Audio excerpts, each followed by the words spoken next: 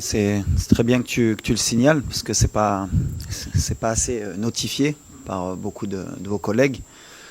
On nous a fait passer pour une équipe attentive depuis 3 ans, alors que c'est pas le cas. Il y a eu comme je l'ai dit, il y a eu une Coupe du Monde, on a joué avec nos armes, et un après Coupe du Monde où on est dans la possession et dans le pressing. Donc les chiffres en parlent, donc c'est tant mieux. Mais oui, le souci du pressing, c'est qu'à un moment donné, on peut pas presser tout le match parce que voilà, les filières énergétiques, elles le permettent pas. Et on a aussi ce souci de savoir gérer un peu plus les temps forts et les temps faibles. Maintenant, l'avantage qu'on a, c'est qu'on a un banc de qualité. Et l'objectif pour nous à chaque fois, c'est d'essayer d'avoir le plus d'intensité, le plus de pressing possible. Et dès qu'on sent qu'il y a un essoufflement, faire les changements au bon moment pour pouvoir garder justement cette intensité. Et on a vu que les équipes qui jouent contre nous, en général, 2 ou 3 jours après, elles ont du mal à résister, même si elles résistent sur le coup dur match. Et on a beaucoup marqué en deuxième mi-temps aussi sur la dernière année dans nos matchs. C'est pour ça qu'il y a beaucoup de tension quand on est arrivé à la mi-temps à 0-0 ou quand on n'arrivait pas à ouvrir le score. Mais en général, en deuxième mi-temps, si on garde cette intensité, on sait que l'équipe qui est en face, elle peut craquer. C'est l'objectif de ce pressing. Maintenant, plus la compétition va avancer, plus on va avoir affaire aussi à des équipes qui pourront aussi résister à ce pressing. Il faudra être très intelligent pour pas tomber dans leur piège. Non, Brahim aujourd'hui, il est efficace. On est où on voulait emmener Brahim. Brahim, quand il est arrivé au mois de mars. Je m'en rappelle, c'était un match contre l'Angola et il y avait eu le fameux match de la Mauritanie. J'ai toujours dit, vous pouvez regarder en arrière sur mes conférences de presse en général, si on revient, en général il y a des choses qui se sont dites. J'avais dit qu'il lui fallait du temps pour s'adapter à cette équipe, à ce jeu aussi africain. On a beaucoup travaillé avec lui, j'ai beaucoup voyagé à Madrid pour faire des vidéos, pour lui faire comprendre que c'était un jeu totalement différent de l'Europe.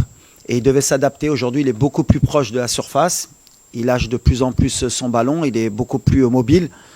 Et naturellement, quand on a ce Brahim, il est efficace. De toute façon, on connaît son jeu. On connaît ses qualités. Il joue au Real de Madrid dans un des plus grands clubs au monde. Donc on sait ce qu'on attend de lui. Maintenant, concernant on va dire la dépendance qu'on aurait par rapport à Brahim, Ayoub Kahabi est à 3 buts aussi. Et je l'ai toujours dit aussi précédemment, le danger peut venir de partout. Avant cette CAN, c'était Sebari qui était efficace.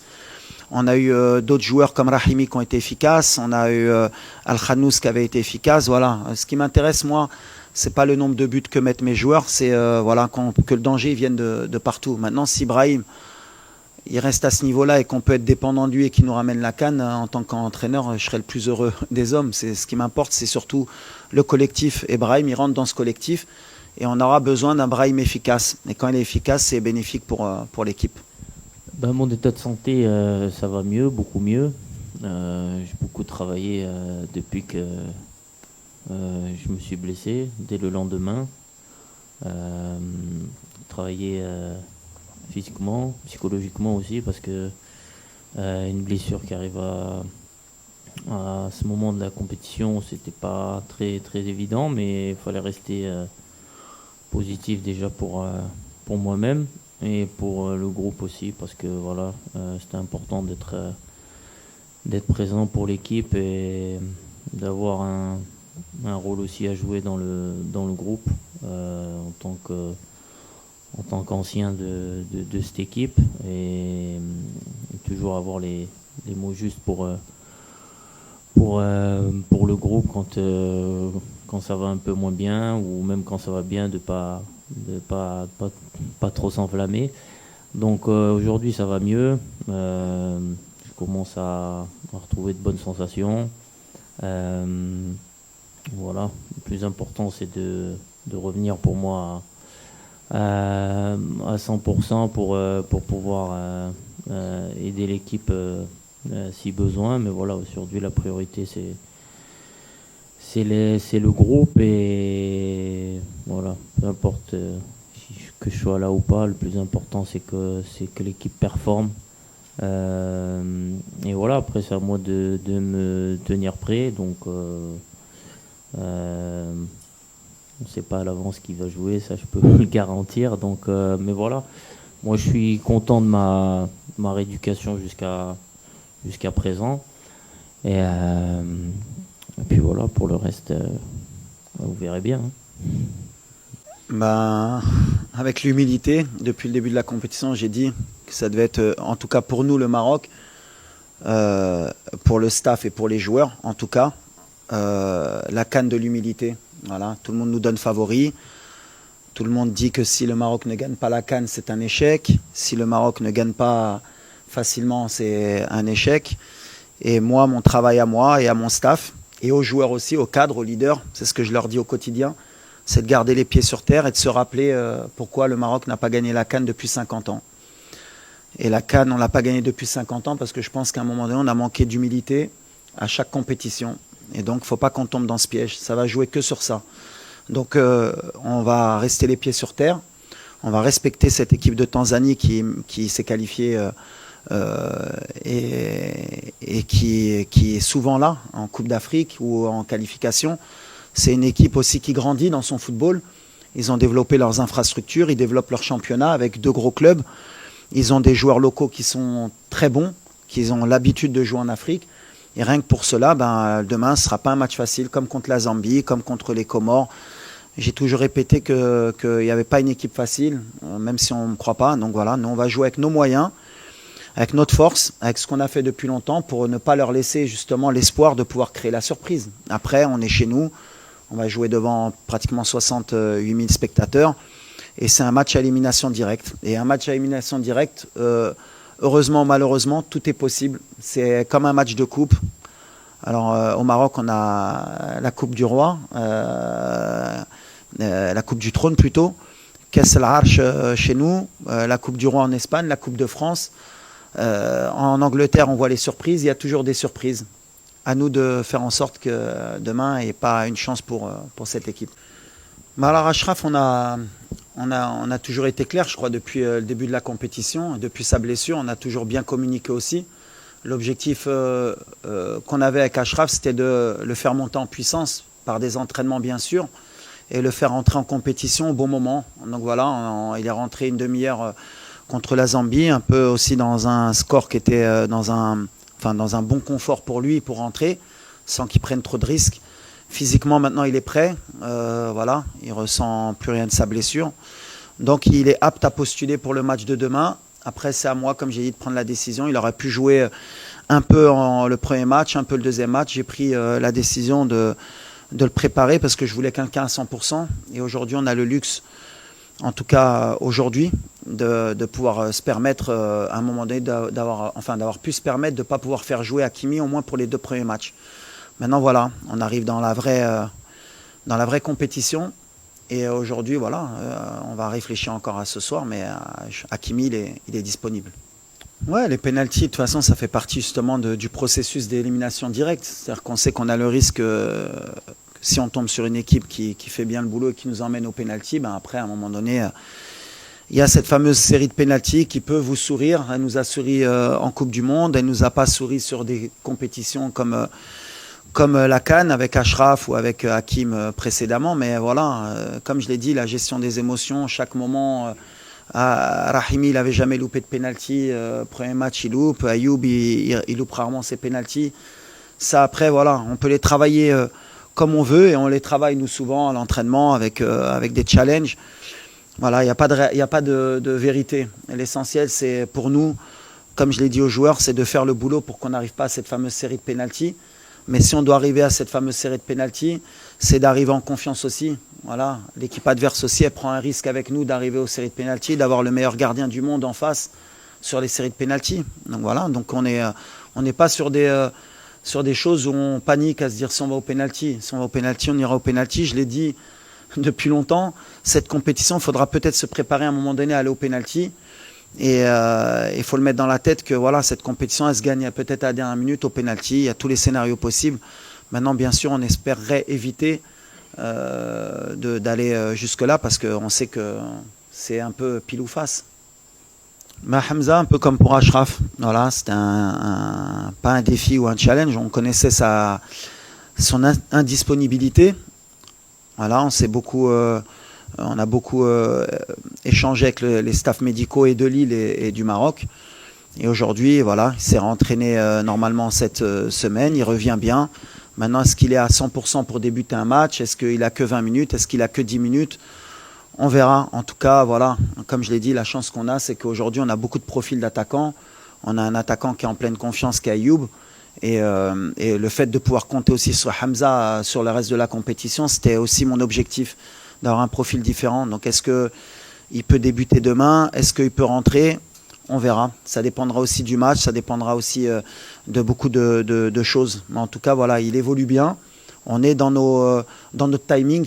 On savait qu'il pouvait revenir sur la deuxième partie. Donc pour le moment, on est en train de réussir notre challenge. Et pour Achraf et pour Hamza. Donc je suis content et je tiens à féliciter aussi le staff médical de notre équipe parce que voilà, l'équipe nationale, c'est pas qu'un coach, c'est pas que des joueurs. Il y a des gens qui travaillent tout autour de l'équipe et le staff médical en fait partie. Ils ont bossé jour et nuit pour que Hamza il soit prêt en temps et en heure. Ben, comme l'a dit le coach, il faut faire preuve d'humilité.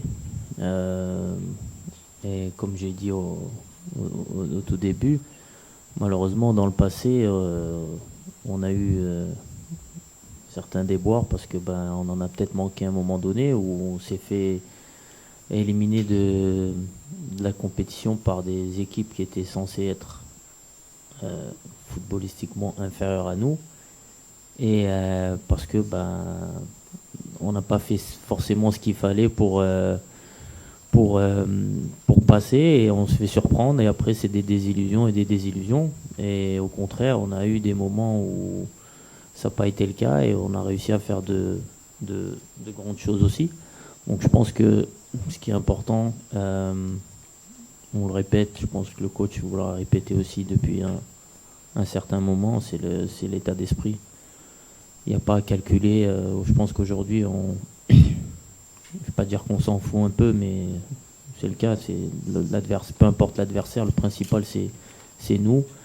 Et les ingrédients qu'on va mettre chaque match pour aller au bout. Donc il faut avoir le même état d'esprit, que ce soit peu importe l'équipe qui va se dresser contre nous. Je pense que le mental et la discipline qu'on va mettre chaque match, ça fera la différence parce qu'après les qualités footballistiques, je pense que on les a. On a des joueurs de grande qualité qui jouent dans les meilleurs championnats, que ce soit en Europe, en Afrique, même en Asie. Donc le plus important, c'est d'être prêt à partir du moment où on va être prêt mentalement, à sacrifier. Le football, on sait jouer au foot. Je pense que ça, c'est indéniable quand on voit les joueurs qu'on a. Donc ça, c'est l'aspect où on insiste le plus, nous, les cadres, surtout auprès des jeunes, parce que voilà, pour beaucoup, c'est une première CAN, c'est une première CAN aussi qui est au pays. Donc ça peut être à la fois un peu de stress ou aussi de l'insouciance de ne pas savoir ce que représente la Coupe d'Afrique, encore plus au Maroc. Donc c'est important de garder ce message-là. Et on l'a vu sur le dernier match où on a été plus consistant pendant les 90 minutes.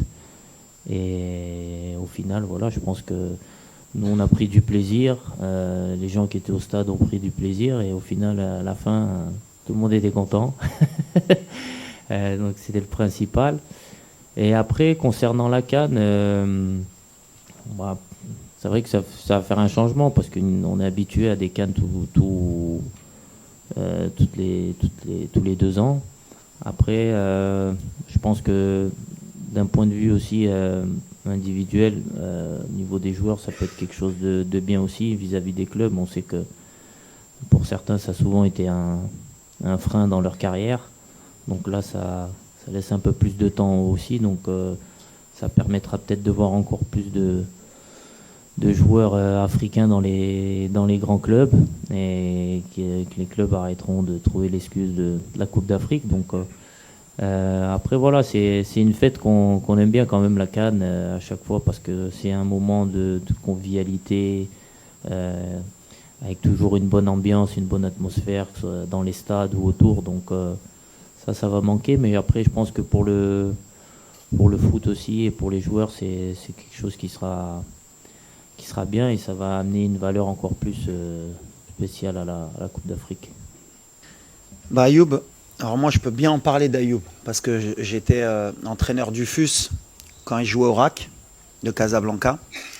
Et d'ailleurs, j'ai souhaité le recruter au FUS de Rabat, pour l'anecdote. D'ailleurs, c'est le président du RSB, Berken, qui me l'a piqué au dernier moment. Et il a bien fait, parce que derrière, il avait mis, je crois, 20 buts en championnat, il avait été meilleur buteur du Chan. C'est un parcours atypique et je pense que c'est le meilleur exemple pour les jeunes Marocains. Le parcours de résilience d'Ayoub. C'est quelqu'un, comme vous avez dit, qui a joué dans les catégories amateurs, qui était charpentier, qui jouait arrière-gauche à un moment donné, qui a été mis attaquant. Moi, je me rappelle pourquoi je voulais le recruter. Il avait mis 2 buts en Coupe du Trône face à mon équipe. Et j'avais souhaité le recruter parce qu'on sentait le talent brut. C'est quelqu'un qui a eu des hauts et des bas et qui n'a jamais abandonné. Et Ayoub, par exemple, c'est quelqu'un que je n'ai pas appelé pour la Coupe du Monde en 2022 alors qu'il avait fait les qualifications. Et il n'a rien dit. Il s'est battu, il a retravaillé, il a fait des bons choix de club. Et aujourd'hui, c'est l'attaquant de l'équipe nationale et ça marche bien pour lui. Comme quoi, le travail, le silence comme il l'a fait, ça prouve toute l'humilité qu'il a. Quand je parlais d'humilité tout à l'heure, si je peux donner un mot qui peut décrire Ayoub Kahabi, c'est humilité. Il sait d'où il vient, il sait où il veut aller. Et c'est un super mec, humainement.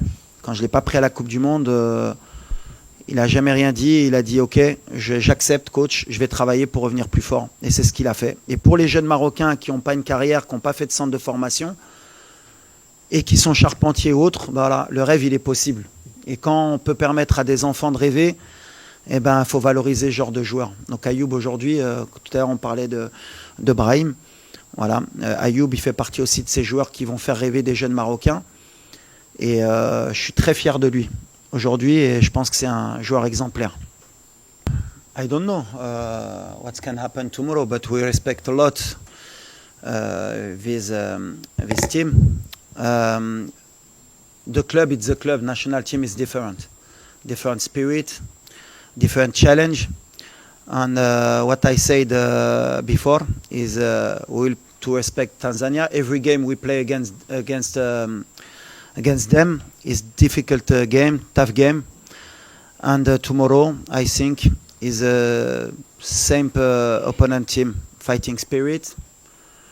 Maybe we defend a lot, small space, lot of counter-attack with Mzuva or Samata. Who is waiting set pieces about this. And we need to be careful about your national team. I respect a lot Tanzania national team. I come to see the final against Berken and Simba. You have a different player because the team is playing the Chan. You have only 4 players is playing.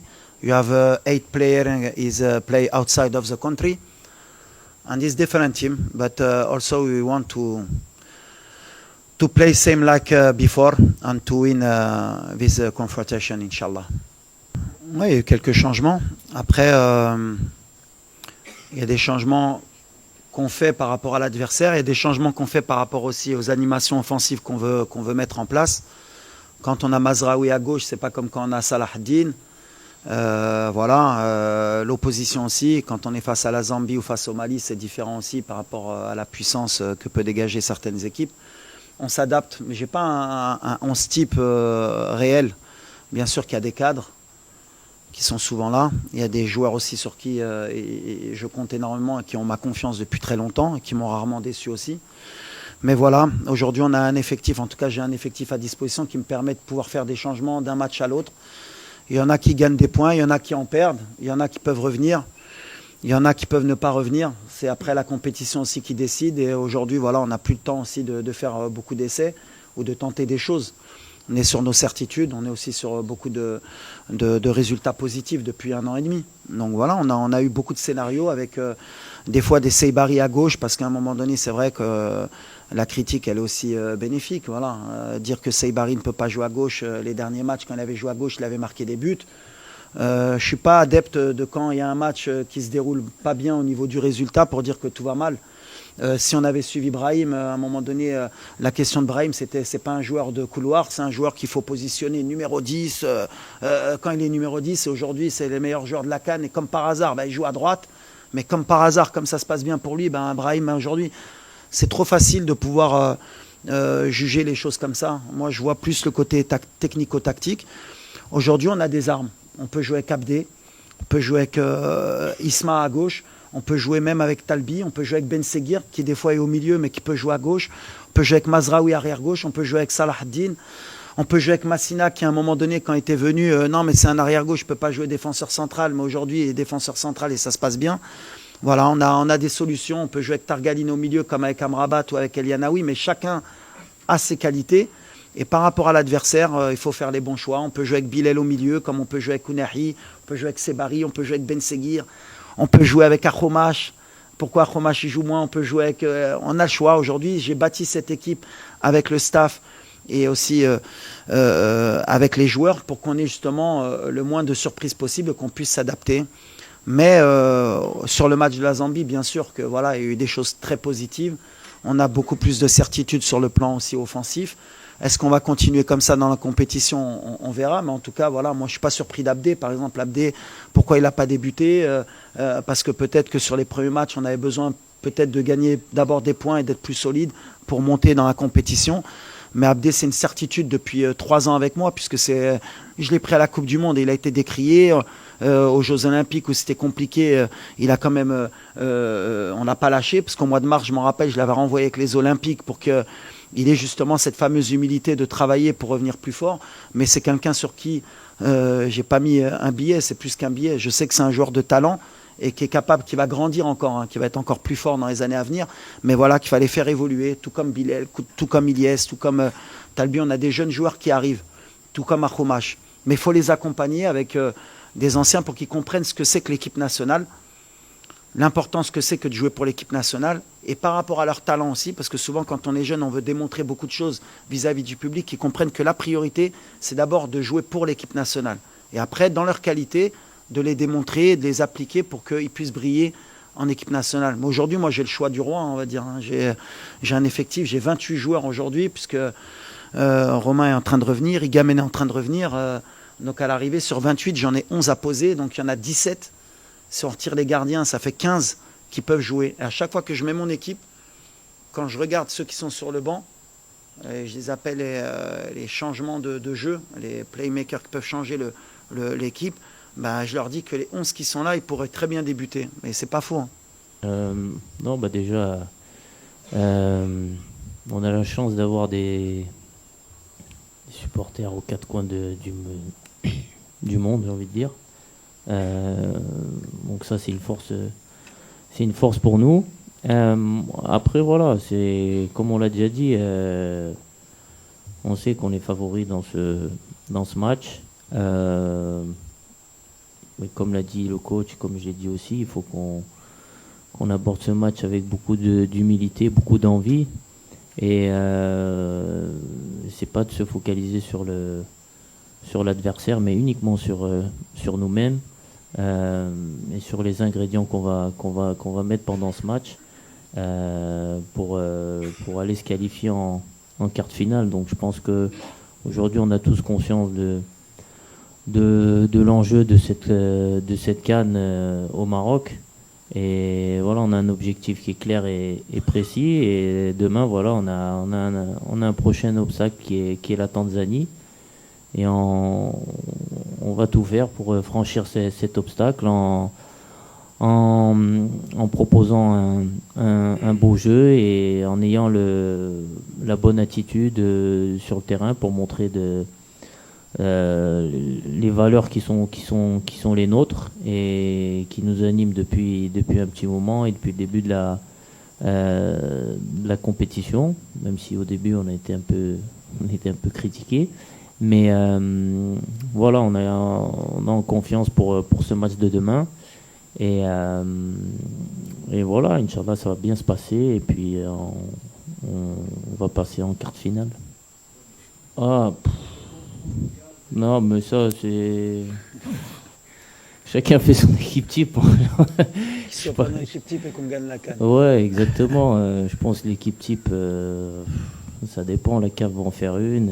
Je pense que chaque média en fait une aussi. Elle sera toujours différente. Donc, il y aura toujours des absents, peut-être des gens qui seront toujours là. Le plus important, c'est pas l'équipe type, mais c'est qu'on remporte le trophée. Donc, je pense que tout le monde ici aimerait avoir 11 Marocains dans l'équipe type, mais je suis pas sûr que ça sera le cas. Je sais pas si c'est déjà arrivé dans l'histoire du foot qu'une équipe ait tous ses joueurs dans une équipe type. Donc non, le plus important c'est qu'on remporte le trophée. Après équipe type, pas équipe type, ça c'est superficiel, on va dire.